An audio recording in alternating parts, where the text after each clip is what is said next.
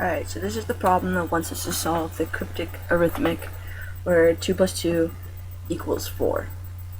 Originally I'd already made a video and I'm coming back to redo it because I never thought about f being 0. So we're going to find out that f can equal 0 or 1. It'll never be greater than that because the numbers we're using 0 to 9, and if you double 9 you get 18, so this would be 1 and O would be 8, and then if you added something here to where it was going to carry over 1, it would only come up to 19, and it would never affect f. So that leaves us with f is only going to be 0 and 1. So if we start out and we make t1, that makes this 2. This is going to be 0. That's going to make this 2. And this is going to be 4. Now, you have a couple options with w. Logical choice right off the bat, just going down in line, would be 3.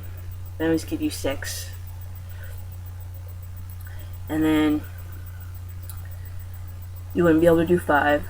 Because you're going to get a 0 here. You want them all to be different. You already have a 0.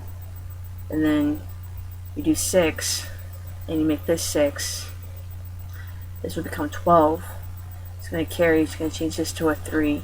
And then this is going to be 6 too, so that can't work. And then with 7, you need 4, 3, 6. So you can do 7. So you're going to go to a 3, and this is going to be 6. And you can go on like that to figure it out.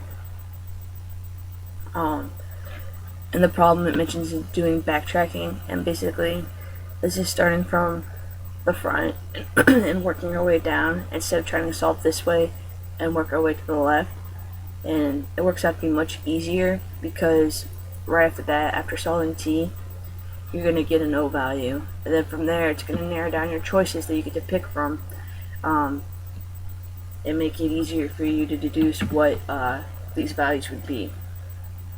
So I'm going to do a couple more examples by hand, and then I will show a program that I had help writing from my professor and how that works. So when I had first done this, I did t as 7 because I never thought about this being 0, which I had mentioned previous. So then I get 14, 4, 8, and then I just went up the numbers to what I hadn't used before. Obviously you can't use 1, you can't use 2, so then it gives you 3. So this is my first answer that I had come up with, and from there I was just using larger numbers, and I'd stopped using because like I said, I never thought about f being 0. So then if t is 8,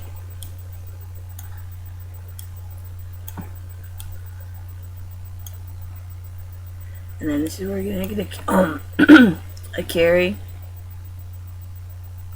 You're going to bring the 1 over from the 12.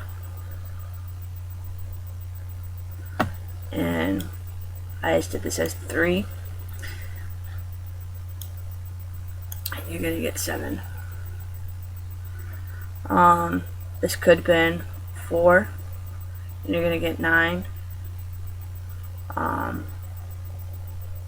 With 5, you would get 0, you would get 11, and then you'd get a 7 here. So it's pretty, like, once you get to have t with that f and o, and then you have this part, and you're just working with the middle piece, it's pretty easy to like visualize what numbers you could use and how it would affect the left and the right. Now we're going to go to some program in Prolog. This is what the program looks like. So basically, these are the values that we're going to want to solve, and we're not really solving anything as much as what we're doing is we're testing. So over here, you would put in puzzle, and you'd put in values for T, W, O, F, U, and R. So I'm just going to do some of the ones that I've already done in the previous example that I just showed you in Paint.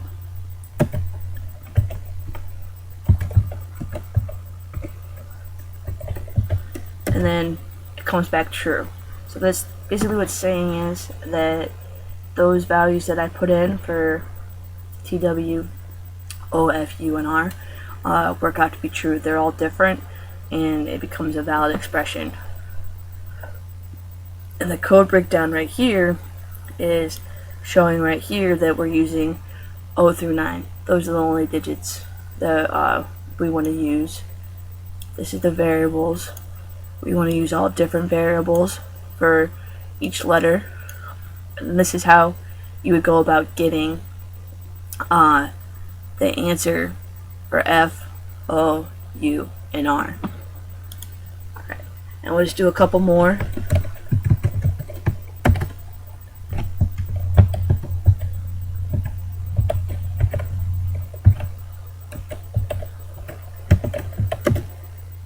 And then that one's false.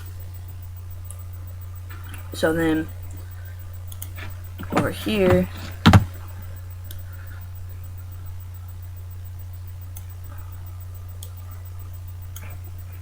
going to show you why. So T's 1. I'm going to give you 2. But then I put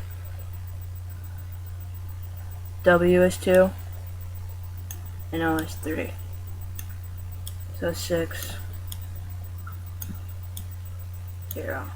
And right here you can see that the answer is going to be incorrect because O is 2 and W being 2 is the same, it's not different.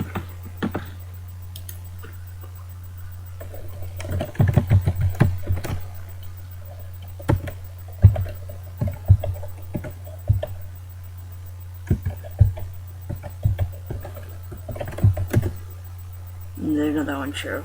And then you can just go like this through all the different possible combinations you can come up with, and it would tell you whether or not it would be a valid statement or not. We'll see how far I can get to see if I'd like to basically have a table populate and do all the combinations without having to hand type them in. But this is a start, and it's pretty helpful.